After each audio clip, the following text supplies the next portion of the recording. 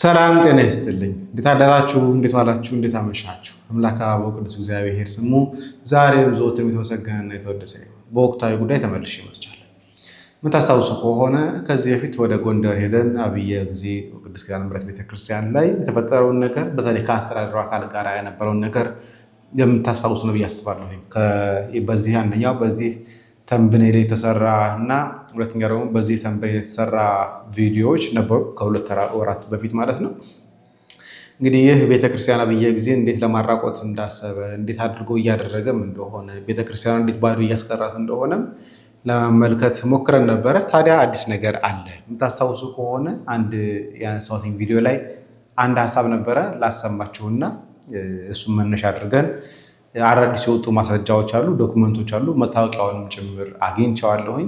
እንመለከታለን። ሊያስይዙት እንደሆነ በምን ሁኔታ በማናውቅበት ሁኔታ ላይ ከህብረት ባንክ 2 ሚሊዮን ብር የብድር ጥያቄ አስገብተዋል። በጣም ካናደደኝና ካስገረመኝ ነገር መካከል ላይ እዚህ ጋር የምትመለከቱት ነው። እዚህ ጋር የምትመለከቱት ማለት ነው።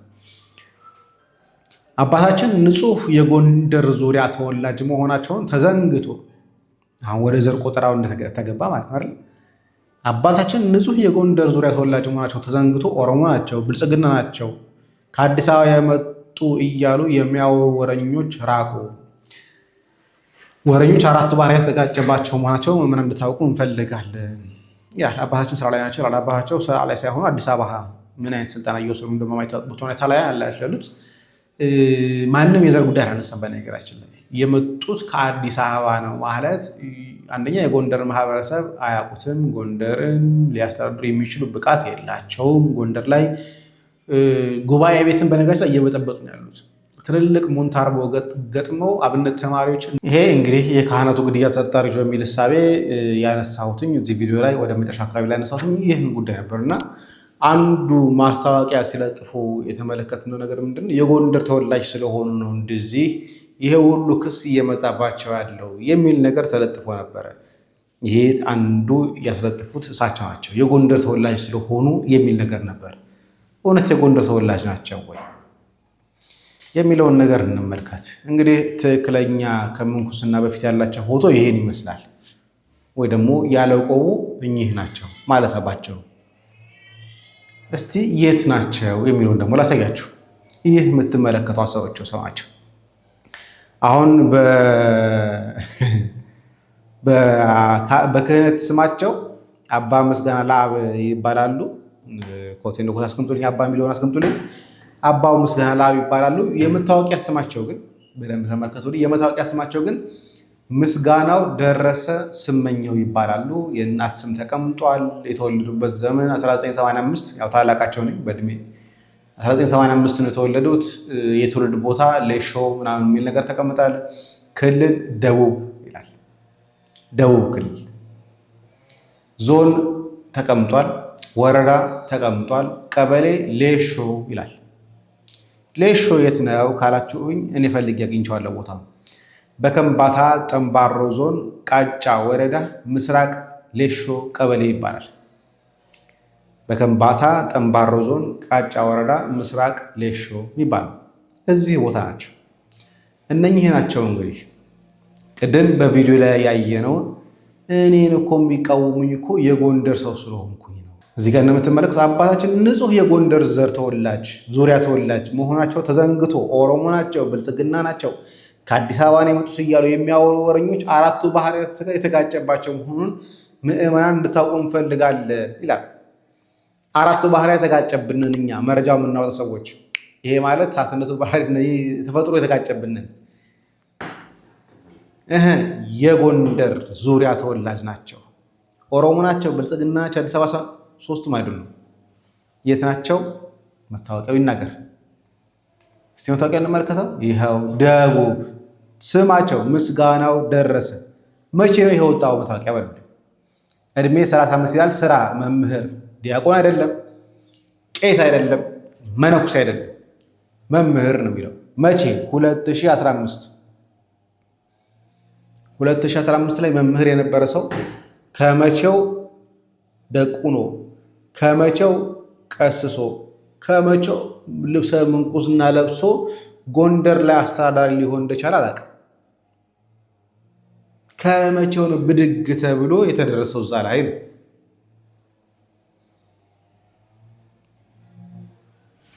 ይህ ሰው ማለት ነው። አሁን ምስጋናው ደረሰ የሚለውን እሳቸው አባ ምስጋናው ለአብ ብለው በምንኩስና ስር የአባት ስም ብቻ ለወጥ አድርገው መጥተዋል። እነኚህ ሰው የጎንደር አካባቢ ተወላጅ ነኝ እየበሉ እንጂ ደቡብ እንደሆኑ ክህነት እንኳን የሌላቸው ግን በአንዴ ክህነቱን ተቀብለው ጎንደር አብየ እግዚእ ቤተክርስቲያን ኪዳነ ምሕረት ቤተክርስቲያን አስተዳዳሪ ሆነው ቁጭ ብሏል። እንግዲህ ለምን ተቃወሙኝ የሚሉት እነኚህ ናቸው። ሌሎቹን ደብዳቤዎችንም እንመለከታለን። እኚህ ሰው ማለት እኚህ ናቸው። እኚህ ማለት እኚህ ናቸው። መነጽሯን አድርጎ ቆብ ለበሱ፣ ይህን ጨበረሱ፣ መነኮሱ። ከዛ ራስ ጎንደር ላይ የሊቃውንቱ ሀገር ላይ ሄደው አስተዳደር ሆነው ቁጭ አሉ። የኪዳነ ምሕረት ቤተክርስቲያን አለቃ ማለት ነው። ከ2 ዓመት በፊት የደቡብ ዋና ነበሩ ይላል ማስረጃው። የቀረበውን አስተዳዳዊ ክሱን በደንብ ደግሞ እንመለከታቸው። ምንድን ናቸው? በደንብ የተጣራ መረጃ ነው ይሄ። ተጽፎ እንደባለፈው ለጠፋ ይለጠ እስካሁን ድረስ እርግጠኛ ያለው ግን ተጽፎ የተላከልኝ ነው ከዛ አካባቢ ላይ።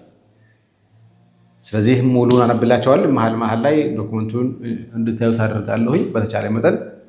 እንግዲህ ይሄን ነገር ሳነብላችሁ ኮንሽር ማድረግ ያለባችሁ ነገር አንደኛ ከገዳም ስርዓት ከመነኩሴ ስርዓት አንጻር፣ ሁለተኛ አካባቢው ጎንደር እንደሆነ ታሳቢ አድርጉ። በአዲስ አበባ፣ በድሬዳዋ፣ በሐዋሳ ነገር በዛ ልክ እንዳትቃኙት። በቃ ጎንደር ነው። ስለዚህ በሃይማኖት በስርዓት ተጠብቆ መኖር የሚፈልጉ ሰዎች ናቸው። ስርዓተ መነኩሴ ከሆኑ ስርዓተ መነኩሴን ጠብቆ እንዲሄዱ የሚፈልጉ ሰዎች እንደሆኑ ከዚሁ ከግምት ውስጥ ግቡልኝ።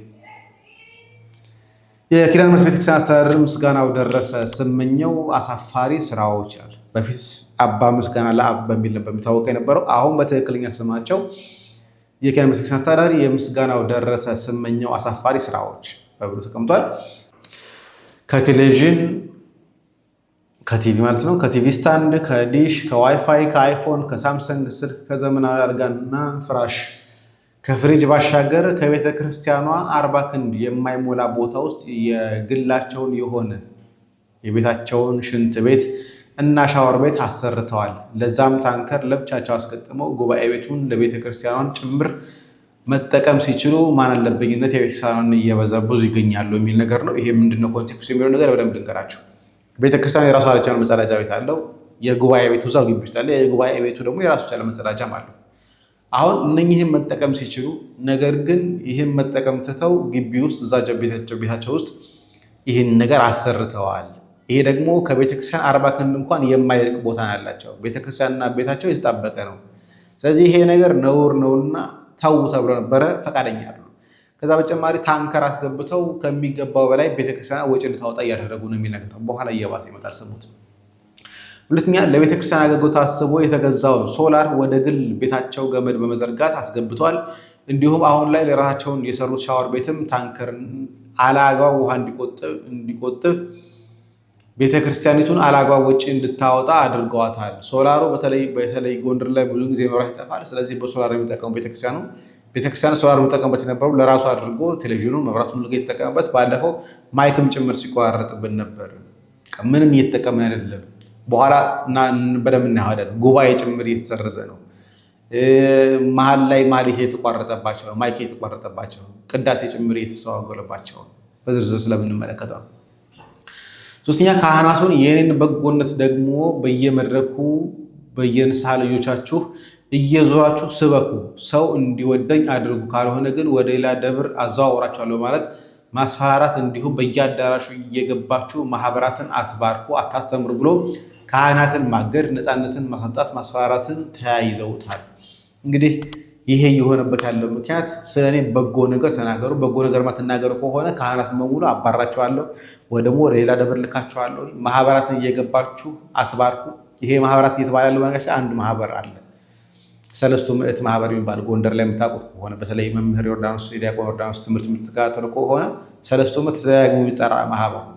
ስለዚህ በዚህ ማህበር ላይ እየገባችሁ ጸሎት አታስጀምሩ፣ ዕጣን እንዳትቀሱ፣ ምንም አይነት አገልግሎት እንዳሰጡ ብሎ ካህናትን ያስፈራራቸው ነው። ምክንያቱም መምህር ዮርዳኖስ የሚያደርገውን አገልግሎት በጣም የሚቃወሙ ሰው ናቸው እኚህ ሰው ማለት ነው።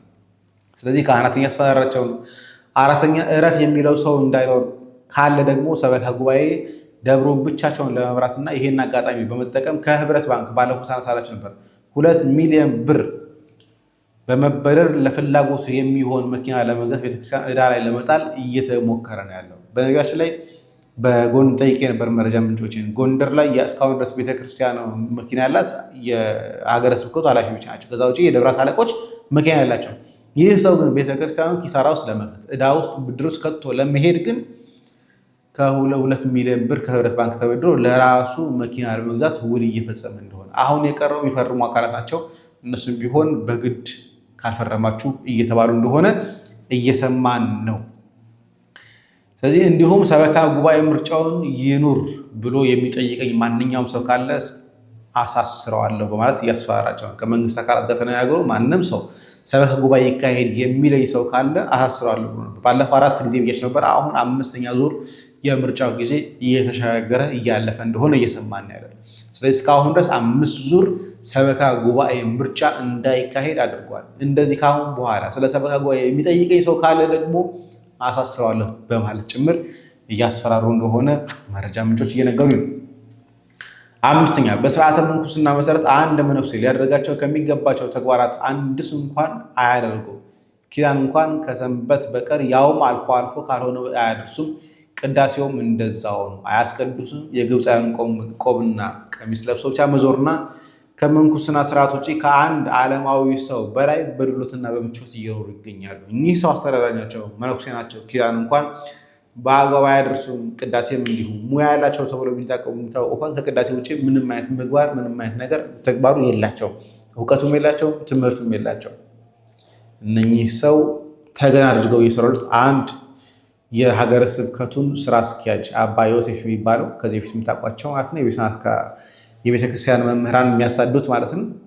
2ኛ ሊቀ ጳጳሱ በጣም ነውረኛ የሆነ አባት እንደሆኑ እየሰማኝ ያለት አቡነ ዮሐንስ ይባላሉ። በታድሶነት የሚጠረጠሩ ካህናትን ሲያሰለጥኑ ሲናገሩ እንኳን ለአፋቸው ለከት የሌላቸው ኢየሱስ ክርስቶስ ላይ ያላቸው አቋም በጣም ጸያፍ የሆነ በጣም የማያስደስት ነው። እየሰማን ያለ ነው ነገር በኋላ በመረጃ አድርገን የምናወጣው ጊዜ ላይ እናወጣዋለን። አቡነ ዮሐንስ የሚባሉት ማለት ነው። እንቀጥል።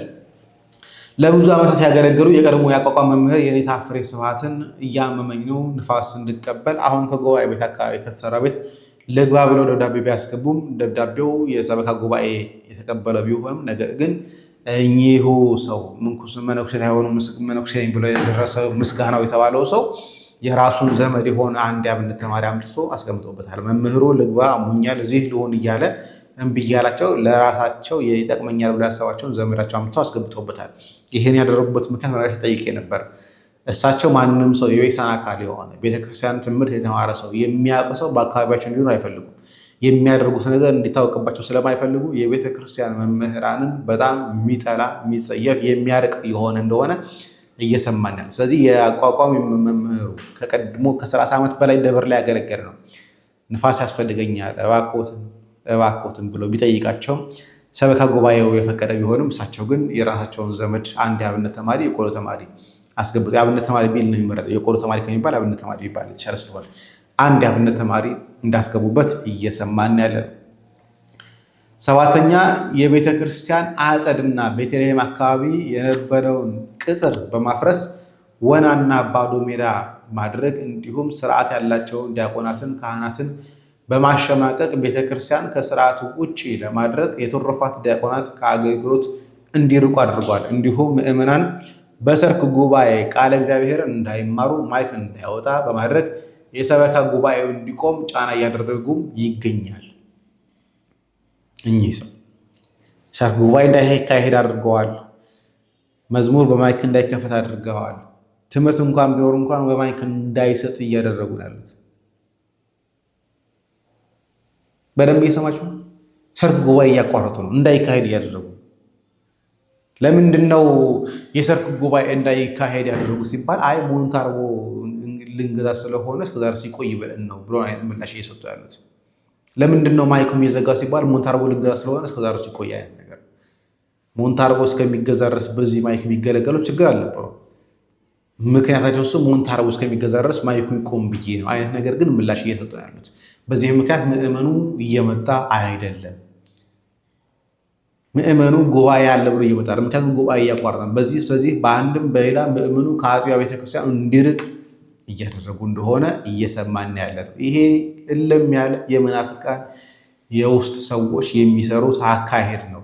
እንመጣበታለን፣ በሰፊው እንሄድበታለን። ከዛ በተጨማሪ ዲያቆናት በትሩፋት የሚያገለግሉ በነፃ የሚያገለግሉ ለበረከት ብሎ የሚያገለግሉ ዲያቆናትን እያባረሩ እየገፉ ነው ያሉት። ይህም ብቻ አይደለም፣ በኋላ ደግሞ ጨምርላቸዋል። የቤተ ክርስቲያኗ የመብራት ችግር ባይኖርባትም ዋጋቸው የሰርክ 8ኛ ቤተ ክርስቲያኗ የመብራት ችግር ሳይኖርባት ዋጋቸው እጅግ ውድ የሆነና በቆጣሪ ደረጃ እጅጉን የሚቆጥር ትልልቅ ባውዛ መብራቶችን ከ5 በላይ የገዙ ቢሆንም ሁለቱን ከቤቶቻቸው ከራሳቸው ቤት ደጃፍ ላይ አድርገዋል። ይህን የማድረግ ደግሞ የመብራት ገመድና የባለሙያዎች ጨምሮ እንዲሁም ለባውዛ አላስፈላጊ ወጪ ተዳርገዋል። 5 ፓውዛ አስፈልጓል። 5 ፓውዛ ለቤተክርስቲያን የሚያስፈልጉ አልነበሩም። ጠይቄያለሁ ሰዎችን። 5 ፓውዛዎች ለቤተክርስቲያን የሚያስፈልጉ አልነበሩም። ነገር ግን ቆጣሪ የሚያነቡ ሰዎች ጭምር የተቆጡበት ይሄ በጣም ትልልቅ ፓውዛ ነው፣ ያን ያህል በጣም ይበላል ተብሎ እየተነገረ እንኳን እሳቸው ሁለቱን በራቸው ላይ ሁለቱን ደግሞ በኬሳንትን በማድረግ አንደኛው እሳቸው ጋር እንዲበላ አድርገው 5ቱን ተጠቅሞታል። ለቤተ ክርስቲያን ሳያስፈልግ ነገር ግን ከወጪ በላይ ከሚገባው ገቢ በላይ ወጪ እያስወጣቸው ጭምር እንደሆነ አንድ መረጃ። ሁለተኛ እኚህ ሰው ከዚህ በፊት ታስታውሱ ከሆነ ከሁለት ወር በፊት ሳነሳላቸው ሽንት ቤት እንኳን ሲሄዱ በዘበኛ ነው የሚሄዱት፣ ታጅበው መጸዳጃ ቤት ለሚሄድ። በዚህ ምክንያት ጥበቆች በጣም ተማረዋል፣ በጣም ተናደዋል። ካልሆነ ግን አባራቸዋል እያለ እያስፈራራ በመሳሪያ ታጅቡን የሚሄደው ከበር ላይ በመኪና ወርዶ ከበር እስከ ቤታቸው ድረስ ታጅቡን የሚሄዱት የቤተክርስቲያን አካላት እንደዚህ ናቸው። ጳጳሳት እንኳን እንደዚህ እኮ አይደረጉም። ከመጀመሩ የቤተክርስቲያን አስተዳደር ከበሩ ቤተክርስቲያን በሩ እስከ ቤቱ ድረስ ታጅቡ የሚሄደው በምን ምክንያት ነው? መቼስ የሆነ ጦር አካል መጥቶ ይጎለኛል ብሎ አይደለም። ያደረገውን ነገር ስለሚያውቅ ያደረገው ነገር መናፍቃዊ ተግባር ስለሆነ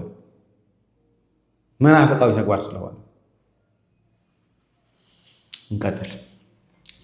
ከዚሁ ተወልደው ለማዕረግ ድቁና የበቁ ልጆችን ማበረታትና መደገፍ ሲገባ ተምረው ክህነት እናምጣ ደብዳቤ ጻፉልን ቢሏቸው አንጽፍም ብለው ደብሩ አካባቢ ላይ እዛ አካባቢ ያሉ ተወላጆች እዛ አካባቢ ያሉ ተማሪዎች በጣም ጎበዝ ደቀ መዛሙርት ሆነው በጣም ጎበዝ ያበነ ተማሪዎች ሆነው ለድቁና የሚያበቃቸው እውቀት እንኳን ይዘው እባክዎት አባታችን ደብዳቤ ጻፉልን ሄደን ድቁና ተቀብለን እንምጣ ሲባሉ እምቢ የሚሉ ሰው ናቸው። አይሆንም የሚሉ ሰው ናቸው። ደብዳቤ አልጽፍ የሚሉ ሰዎች ናቸው። በአንጻሩ ግን አሁን በቅርቡ ለትምህርት ብለው ከሌላ ቦታ የመጡ 2 ተማሪዎችን ለቅዳሴ ፈቅደው ያስገቡ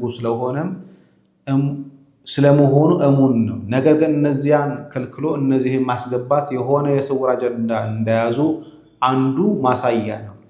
ለልጆቻችሁ ፍትህ ተነፍጓቸዋል ይላል ጎንደር አካባቢ ያለው ወንድሞች። ምክንያቱም ጎንደር ላይ ያሉ ልጆች እባክዎትን እውቀቱ አለን፣ ድቁና ለመቀበል እንፈልጋለን፣ ደብዳቤ ጻፉልን ሲሏቸው እምቢ እያሉ ከሌላ ቦታ የመጡትን ግን እዛው አብነት የሚማሩ ተማሪዎችን ግን መፍቀድ ሌላ ነገር እንዳለ የሚያሳይ ነው። 10ኛ ጸሪቀ መብለት የሚያዘጋጁትን እናት መነኩሴ ሲሆኑ አብስላችሁ ቀልቡኝ ብለው ቢጠይቋቸው አልሳካላቸው ቢል አንዲት መነኩሴ ጸሪቀ መብለት የሚያዘጋጀው መነኩሴ ለእኔ ምግብ እየሰራችሁ መግቡኝ ሲሏቸው እሳቸው ፈቃደኛ ባለመሆናቸው ምክንያት ከቤት አባረዋቸው፣ ከነበሩበት ከሚያርፉበት ቤት አባረዋቸው። ቤቱን ለሙዚየምነት እንፈልገዋለን በማለት እማሆያን ወዳልሆነ ቤት አስገብተዋቸዋል። እስካሁን ሙዚየም የተጀመረ ነገር የለም፣ እየተሰራም አይደለም፣ ቆም ያለ ነገር ነው። ነገር ግን መነኩሴዋ ምግብ ሰርቼ አላበላህም በማለታቸው ምክንያት ተባረዋል። ይህም ብቻ አይደለም፣ እንዲሁም የቤተ ክርስቲያኒቷ የቀድሞ አለቃ የነበሩት ቤት በማስገደድ እንዲለቁ አድርገዋቸዋል። እኚህም አለቃ አባ ዳዊት ይባሉ ነበር። የቤተ ክርስቲያን የቀድሞ አስተዳዳሪ ነበሩ ናቸው። እሳቸው ከሚያርፉበት ቤት አባሯቸው፣ እንደው ከጎዳና ያልተሻለ ቤት ውስጥ ከቷቸዋል። ለመፍረስ ጥቂት የቀረው ቤት ውስጥ ማለት ነው።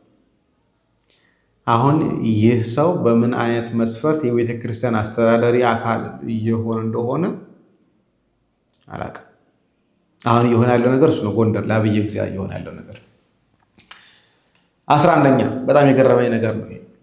የበዓለ ገና በዓል ቅዳሴ 7 ሰዓት ገብቶ 9 ሰዓት እንደሚጨርስ እናውቀዋለን። ሌሊት ላይ ቅዳሴ የሚቀደሰው ሌሊት ላይ ነው። በዓለ ገና ላይ የትም ቦታ ላይ የምናውቀው እሱ ነው።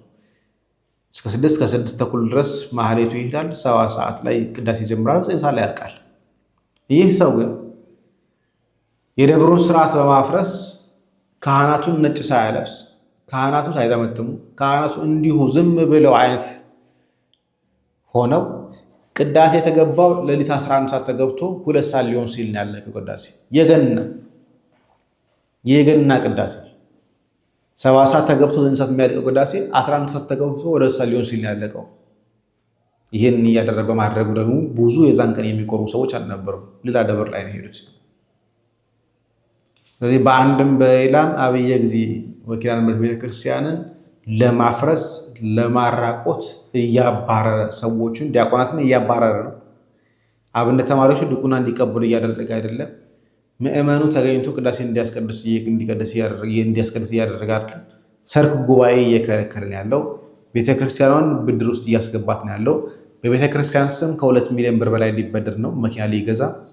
ከዛ በተጨማሪ የመብራት ወጪ የውሃ ወጪ እንዲጨምርባት እያደረገ ነው ያለው ይህ ሰው ማለት ነው። 12ኛ የነበሩትን ገበዝ ቄሰ ገበዝ ንዋያቱ የሚጠብቁት አባት ማለት ነው። ያለምንም ጥፋት አስወጥተው ማንም የማያውቃቸው ያለመታወቂያ ያለምንም ተያዥ አምጥተው አዲስ ገበዝ ቀጥረዋል። ለዝርፊያም ቤተክርስቲያን እያዘጋጁ እንደሆነና እንዲሁ የመጽሐፍት ጉባኤ ቤት ስፒከር በማድረግ ጉባኤ ቤቱን ደቀ መዛሙርት እንዲረበሹና እንዲሳቅቁ በማድረግ ከፍተኛ ጫና እንዲያደርጉም እየደረሰ ሆነ ነው ያለው። አንዳንድ ጉባኤ ሲካሄዱ ጉባኤውን ስፒከሩን ወደ ጉባኤ ቤቱ አዙሮ ጉባኤ ቤት ተማሪዎች እንዳይማሩ እያደረገ ነው ያለው። ቄሰ ገበዙን አባሩ ማንም ሰው ማያውቃቸው መታወቂያ የሌላቸው ተያያዥ የሌላቸውን ሰው አምጥተው ቀጥረዋል። ይህ ማለት ታቦቱን የመውሰድም ንዋየ ቅድሳትን የመውሰድም ምንም ነገር ለመውሰድ ምቹ ነው ማለት ነው። እንግዲህ ጥንታዊ ደብር ሆኖ ጥንታዊ ገዳም ሆኖ ቀደምት ታቦት የሚቀመጥበት ንዋየ ቅድሳት ሙዚየም እንኳን ለማዘጋጀት የሚታሰብበት ሙዚየም የሚታሰበው ደግሞ ጥንታዊ ነባር ቅርሶች ስለሚኖሩበት ያንን የሚጠብቀውን ሰው አባረው መታወቂያም የሌለው ተያያዥም የሌለው ሰው አምጥተው ቀጥረውበታል። አሁን መጨረሻ ላይ ማሳሰቢያ ብለው ያስቀምጡት ነገር ላንብብላችሁ፣ በደንብ ስሙኝ። ማሳሰቢያው ላይ ክርስቲያኖች ሆይ በአዲሱ ገበዝና በአለቃው ሽርክና የቤተ ክርስቲያን ታቦት ንዋየ ቅድሳትና ቅርሶች የማይዘረፉበት የማይጠፉበት ምክንያት የለምና በኋላ ቤተ ክርስቲያናችሁ ባዶ ቀርታ ከምትጮሁ አሁን ብትነሱ መልካም ነው የሚል ማሳሰቢያ ደብዳቤው ላይ መታወንቱ ላይ ጽፈዋል። ቄሰ ገበዙ ለታቦቱም ቅርብ ነው፣ ለመስቀሉም ቅርብ ነው። ሌሎች ነገሮችም ካሉ ጥንታዊ ነገሮች ካሉ ለመሰረቅም ለመጥፋትም ቅርብ ነው። ምንም ጥርጥር የለውም። ያለ ተያያዥ ያለ መታወቂያ ግን ሰው እየቀጠሩበት ያለው። ስለዚህ ይህ ሰው ምንኩስናው ላይ ጥያቄ ምልክት ያለበት ሰው ነው። ምክንያቱም እንዳሳየኋችሁ ይህ ሰው መታወቂያው ላይ ምስጋናው ደረሰ ስመኘው የተባለ ሰው ጎንደሬ ነው፣ ጎንደር አካባቢ ያለ ሰው ነው፣ እዛ አካባቢ ተወልዶ ያደገ አማራ ነው የተባለ ነገር ግን ደቡብ የሆነ ጴንጤም አይደለም ተሐድሶም አይደለም ከአዲስ አበባ የመጣም አይደለም የተባለለት ሰው ይህ ሰው 2015 ላይ መምህር ብቻ የነበረ ክህነት ማዕረገ ክህነት ያልነበረው አሁን ግን ቆቡን ደፍቶ ቤተክርስቲያንን እያመሰ ያለ ሰው ይህ ሰው ማለት ነው። ይህ ሰው ከኔ በእድሜ የሚያንሰው ሰው ማለት ነው።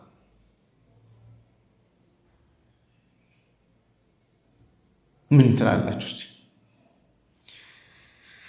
መፍትሄው የሚሰጡ አካላት ተብለው በአስተዳደር አካላት ያሉት አንደኛው አባ ዮሴፍ ነው። አባ ዮሴፍ ደግሞ ይህንን ሰው ያመጣው ሰው፣ ይህንን ሰው አምጥቶ እንደፈለገ እንዲፈነጭ ያደረገው ወደ በላይ እንዳይጮህ አቡነ ዮሐንስ የሚባሉት ናቸው። አቡነ ዮሐንስ ደግሞ በተሐድሶ ትምህርት የሚጠረጠሩ ናቸው። ለገና ቀን ያስተማሩ ትምህርት እንኳን ጥያቄ ምልክት የሚገባበት ትምህርት ስለዚህ ጎንደር ላይ ያላችሁ ሰዎች ሆይ እባካችሁ ስሙ፣ ደብራችሁን ጠብቁ። ለማንም ወመኔ ክህነት ለሌለው ሰው ክህነቱን ጌት እንደመጣ የማይታወቅ ሰው ቤተክርስቲያናችሁን አሳልፋችሁ አትስጡ እባካችሁ። ይሄ የጥንቃቄ መልእክቴ ነው። አንድ ቪዲዮ ብቻ ላሰማችሁና መቼስ ያለ ቪዲዮ እኔ ትምህርት እንደማይጠናቀቅ ታውቁታላችሁ።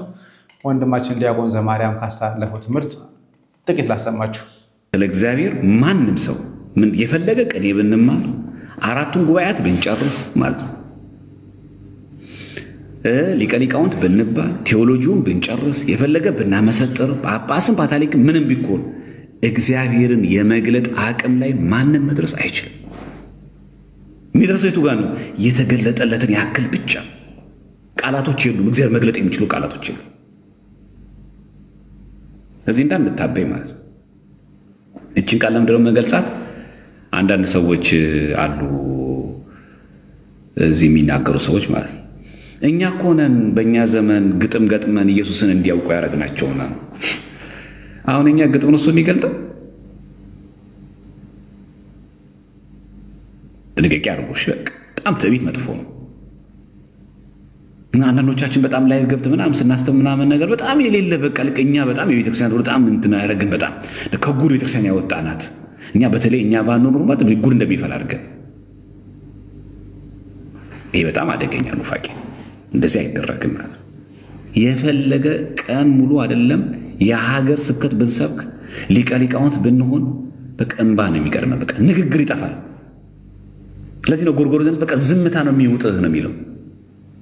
መናገር ነው የሚሳነ፣ እሱም መግለጥ አትችልም። በቃ ከአቅም በላይ ነው። አፖፋቲክ ማለት ያ ተደሞ ይመጣብሃል፣ ትመሰጣለህ፣ ቃላቶች ይጠፉና ዝም ትላለህ። ከዛ ተናጋሪው እሱ ይሆናል፣ አንተ መናገር ያቀታል። ያ ነው እግዚአብሔር ማለት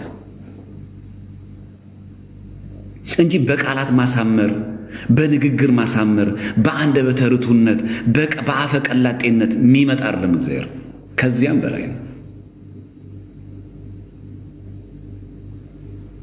ቅዳሴያችን ምን እንደሚለው ቅዳሴ ማርያም እዚህ ላቸው ቅዳሴ ማርያም እንደም የልጅሽን የባህሩን ጥልቅነት ሊዋኝ ይወዳል፣ የመሰወሪያው ማዕበል ያማታዋል፣ አቅቶት ወደ ቀደመ አኗኗሩ ይመለሳል።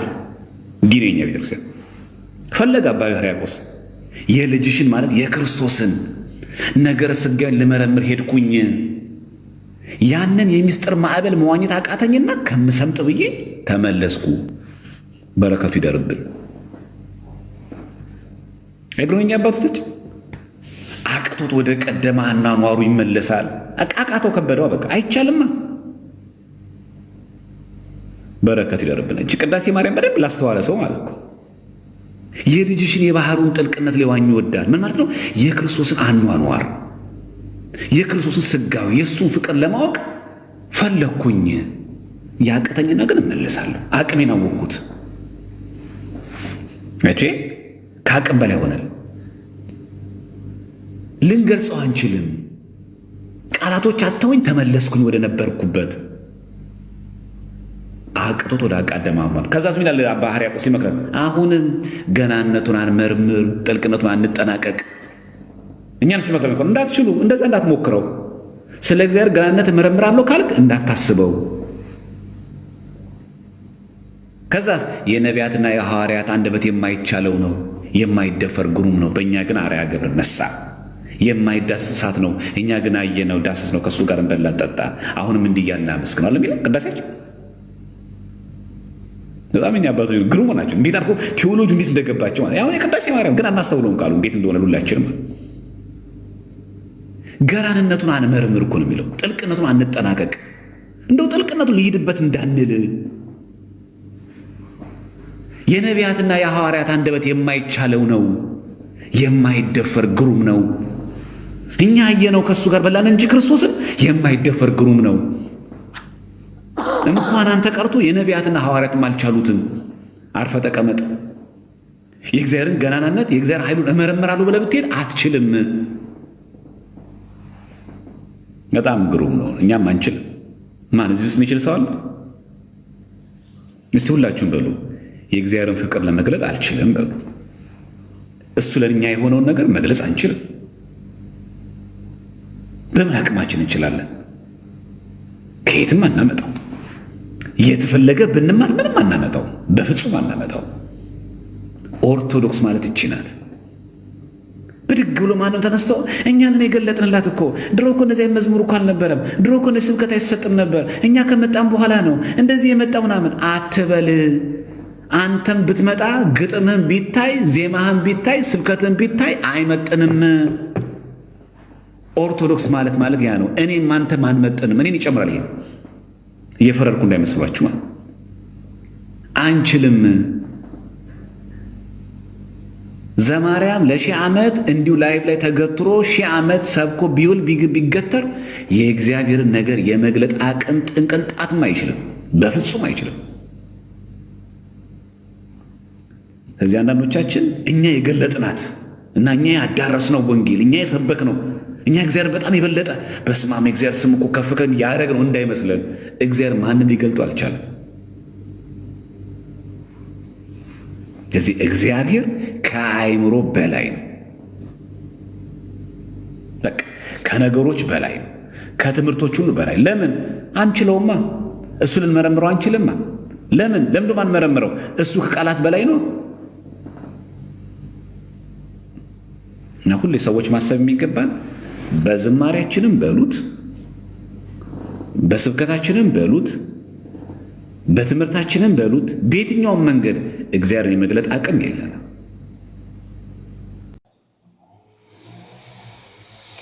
እናመሰግናለን። በተለይ ነገረ እግዚአብሔርን ጠንቅቆ ማወቅ አይቻልም። ስለ ነገረ እግዚአብሔር ሊኖር የሚችለው ነገር በጣም በጥቂቱ ነው። እግዚአብሔርን ጠንቅቆ ማንም የትኛውም ያህል ቢመራመር ቢራቀቅ እግዚአብሔር ሊያውቀው አይችልም። ስለ እግዚአብሔር ጥቂት ነገር ሊያውቅ ይችላል እንጂ እግዚአብሔርን ሙሉ ለሙሉ አውቄ ጠንቅቄ የሚባል ነገር የለም።